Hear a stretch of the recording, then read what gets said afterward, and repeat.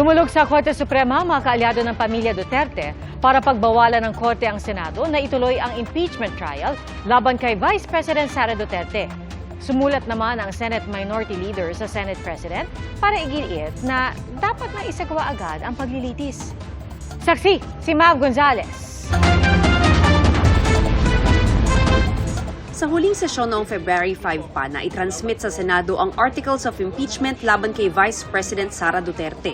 Ang sabi noon ni Senate President Chis Escudero, hindi nila maaaring simula ng impeachment trial habang nakabreak ang sesyon ng Kongreso. Pero sa sulat ni Senate Minority Leader Coco Pimentel kay Escudero, iginiit niya na dapat isagawa agad ng Senado ang impeachment trial. Sa sulat, tinukoy ang probisyon ng konstitusyon na nagsasabing forthwith dapat magsagawa ng impeachment trial ang Senado kapag nakatanggap ng Articles of Impeachment galing sa Kamara. Ibig sabihin daw ng forthwith, agad-agad.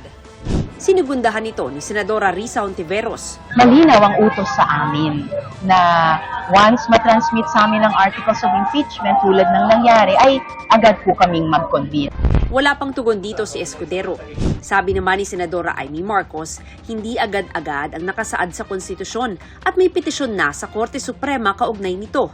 Sakaling gumulong na ang impeachment trial, hindi raw siya mag-i-inhibit kahit kilala siyang kaibigan ng bise. I don't think it's necessary. We are fully aware of our duties as senators and we'll study all the evidence that will be provided and rule and vote on all that. Hihintayin na rin daw muna ni Senador Bato de la Rosa ang desisyon ng Korte Suprema. I think Supreme Court can interpret the Constitution.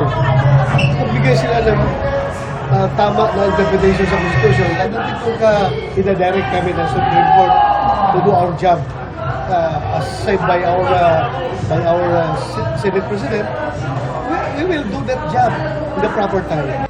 May dalawang petisyon sa Korte Suprema. Noong Biyernes inihain ang isa na humihiling na sabihan ang Senado na agad simula ng impeachment trial. Binigyan ng Korte ang Senado ng 10 araw para magkomento kaugnay nito. It was treated as an urgent case, and this is also obvious from the fact that the Supreme Court gave them a non-extendable period of 10 days to comment. Impeachment is a nationwide concern that will be treated with urgency because of the gravity of the matter. Hinihingan namin ng komento kaugnay nito ang Senado. Kanina naghain din ng petisyon sa Korte Suprema ang mga kaalyado ng pamilya Duterte. Hiling nila, isantabi ang impeachment complaint laban sa bise at pagbawalan ng Senado na dinggin ito.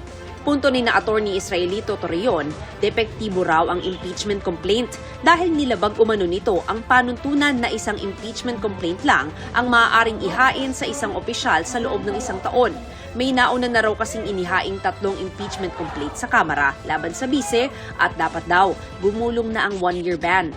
Ang pang-apat ang naging batayan ng verified impeachment complaint na inihain sa Senado. Hindi rin doon nabigyan ng due process si Vice President Duterte at hindi nabigyan ng tamang oras ang mga kongresista na mapag-aralan ng impeachment complaint. There was only around 3 hours between 12 o'clock to 3:15 before it was included in the additional House Business Reference.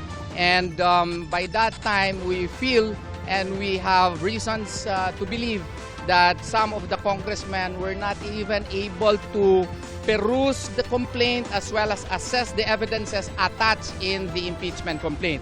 Hinihingan din namin ng komento ang Kamara. Sabi ng tagapagsalita ng Korte Suprema, aaksyonan nila agad ang petisyon. In these petitions, the Supreme Court acts on the matter by either requiring the parties to comment on the petition. Para sa GMA Integrated News, ako si Mav Gonzales, ang inyong saksi. Mga kapuso, maging una sa saksi. Mag-subscribe sa GMA Integrated News sa YouTube para sa iba't ibang balita.